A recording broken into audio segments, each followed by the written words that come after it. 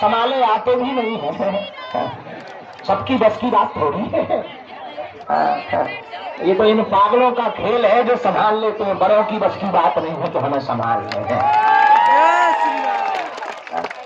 तो उन्होंने मना कर दिया, बोले पंडित जी, गुरु जी तुम न आइयो बिहार। हमने कहा क्यों? बोले पिछली बार आए थे 12 लाख आए थे, इस बार आओगे 20 हो जाएंगे। हमको जो तुम सोचो ठटरी के बारे में। तो बेचारे डर गए कि आप आना ही मत। हम कहा देखो तुम रोक तो सकते नहीं हमें आने से, कथा नहीं करेंगे, अब तुम्हारा राज है, बाहर में जाओ ठटरी बनाओ, नहीं करेंगे कथा। हाँ, और देखो तो वर्तमान में कलयुग में इतना डर सनातन के लिए अगर किसी के लिए हो रहा, समझ जाओ हिंदू जाग रहा है। हाँ, और हिंदू जाग ही नहीं रहा, उसका नजारा पूरे देश में दिखाई पड़ रहा। सनातन की बहार आ गई है और हमें ऐसा लग रहा कि भारत हिंदू राष्ट्र बहुत जल्दी बनने वाला है। और जितने ये राम विरोधी हैं इनकी ठटरी भी बन रही रोज। तो आज का दरबार थोड़ा भाई साहब हेलो, माइक थोड़ा और ठीक कर दीजिएगा। जय श्री राम। भाई साहब आप लोग बैठ जाओ, कृपा करके बैठ जाइए, आसन लीजिए, सिंहासन लीजिए, किसी की छाती पर बैठ जाइए, मुंह पर बैठ जाइए, पर बैठ जाइए। कुटोगे पिटोगे तुम, हमारे बाप का क्या जाता है?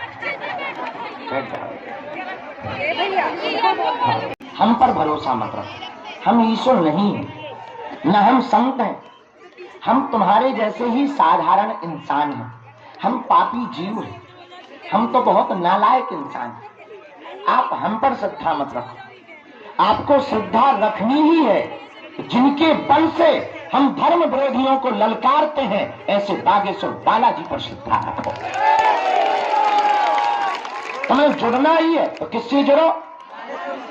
जोर से बोलो, बागेश्वर धाम से जुड़ो, हमसे मत जुड़ो। और एक प्रार्थना, अगर तुम सदा सदा के लिए हनुमान जी से जुड़ जाओगे, मेरे पागलों, तुम्हें फिर दर दर नहीं भटकना पड़ेगा, तुम्हें फिर दरबारों में नहीं भटकना पड़ेगा, और तुम्हें पर्चा के चक्कर में नहीं भटकना पड़ेगा। मेरे पागलों, फिर तुम्हें मंगलवार को भी धाम पर आने की जरूरत नहीं है। तुम जिस दिन आओगे वो दिन मंगल का होगा। और एक और प्रार्थना, अब जो सामर्थ्यवान हो किराया का वही धाम की पोसी करे, लेकिन अगर तुम्हारे पास गरीबी है, क्षमता नहीं, किराया उधार उठा कर आ रहे, तुम्हें बिल्कुल भी आने की आवश्यकता नहीं। तुम घर पर ही बागेश्वर धाम की फोटो रख के पेशी शुरू कर दो, जब बालाजी तुम पर कृपा करें तब तुम आना, काम होते रहेंगे। बालाजी के नाम का ध्वज लगा दो। क्यों? क्योंकि अगर तुम किराया उधार उठा करके पेशी करोगे तो लाभ नहीं होगा। सामर्थ्यवान बनो, फिर पेशी करो। और मेरे पागलों, जगह जगह के चक्करों में मत पड़ो, तुम हमारे भी चक्कर में मत पड़ो, जगह जगह भटको मत। आज तक तुमने भटकने के अलावा किया ही क्या, और धक्कों के अलावा तुमने पाया ही क्या? जगह जगह माथा रगड़ते रगड़ते रगड़ते तुम्हारे माथे में भी छाले पड़ गए और तुम्हारे हाथ आज तक कुछ नहीं लगा। हजारों उपाय करने के बाद तुम खाली हो, अनेकों जगह जाने के बाद तुम खाली हो। और तुम इसलिए खाली हो मेरे पागल, तुम इसलिए खाली हो क्योंकि तुम्हारी श्रद्धा आज तक स्थिर नहीं रही, टिकी नहीं रही। तुम्हें ऐसा भगवान चाहिए कि मुंह में नारियल डालें और हाथ में फोड़कर निकाल दें, इसलिए तुम परेशान हो। मेरे पागलों, तुम किसी भी इंसान के चक्कर में मत पड़ो, पढ़ना ही है हनुमान के चक्कर में पढ़ो। तो सच बात ये है, पर्चा तो बहाना है, असलियत में तुम सबको बालाजी का बनाना है। इसलिए जाग जाओ।